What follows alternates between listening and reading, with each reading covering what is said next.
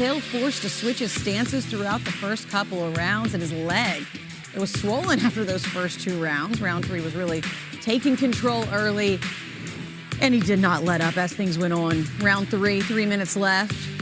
Roundtree slips the left and then follows up with the left hook, sits Hill down as Hill is forced to retreat on this one. Roundtree just showing who's dominant here, really going out, but this one would go the distance. Under 30 seconds left in the third. And Roundtree catches Hill with the hard right hook, drops him. The fight would go the distance, but Roundtree wins a unanimous decision. Meanwhile, elsewhere in the UFC, big news tonight as Jon Jones, who is widely considered the greatest mixed martial artist of all time, has retired. UFC CEO Dana White made the announcement today, saying Jones informed them of his retirement on Friday. The UFC had been working towards booking a heavyweight title unification bout between Jones and the interim champ, Tom Aspinall. But with the retirement, Aspinall elevated to undisputed champ. Now, you see, if this really is it for Jon Bones Jones in the octagon, he's assembled quite the case for being the GOAT. Racked up a UFC record 16 title fight wins in his career. His 20-fight unbeaten streak from 2010 to 2024 also stands as the longest in the UFC history. Okay, we got to get more on this announcement. So we welcome in UFC analyst and Jon Jones' arch rival Daniel Cormier to the show. Look, Daniel, why do you think Jon Jones decided to retire now?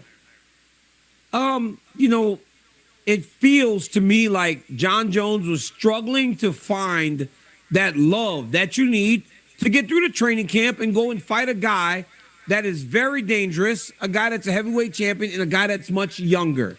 And when he started to ask himself those questions, can I go in there and fight Tom Aspinall? I don't think he had the desire to do it, go through the camp and put in the work necessary to get ahead of this young man. All right, so look, let me just ask you straight out. Have we seen the last of him fighting in the octagon? Is he done fighting for good? It feels like it because they were trying so long to try to get him to commit to this date, to commit to a fight with Tom Aspinall to begin with. So when he comes out and says he's retired, it didn't matter what they offered him, no matter what they tried to do to get him inside that octagon, he kind of gawked at it. So I believe that this is the end of Jon Jones. And if it is, what a way for him to go out. I still feel like I need to hear it from him, but we will see. So now no one knows Jon Jones inside the ring, inside the octagon better than you. If this is indeed the end for him, where does he stand in the GOAT debate for you?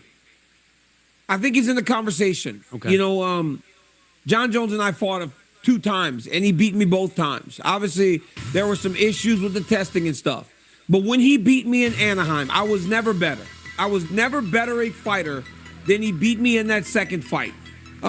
His skill set, his toughness, his durability was second to none, and it shows in the records that he holds.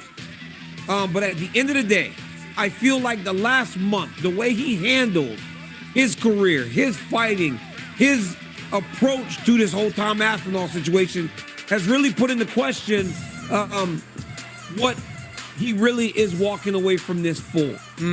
What do you mean by that? Do you mean he should have handled? How would you have expected him to handle it? I would have expected him to say, you know what, man, I'm going to fight this kid or I'm not going to fight this kid. I'm not going to string him along. And even Dana White said it. He said, in this whole thing, I feel bad for Tom Aspinall. He never got that fight. He wasted all that time and lost a lot of money by not being inside the octagon. He strung the kid along when he didn't really need to. He knew he was done. He knew he was done when he went to Thailand. He knew he was done after he beat Stipe Miocic.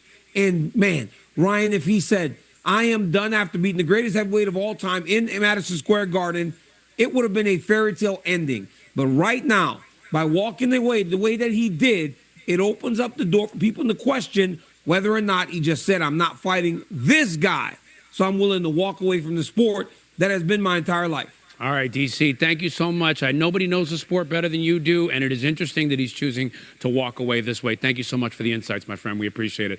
Now, I want to read the Jon Jones. This just came out not long ago. So Jon Jones has now released a statement on X saying in part, today I am officially announcing my retirement from the UFC. This decision comes after a lot of reflection, and I want to take a moment to express my deepest gratitude for the journey I've experienced over the years.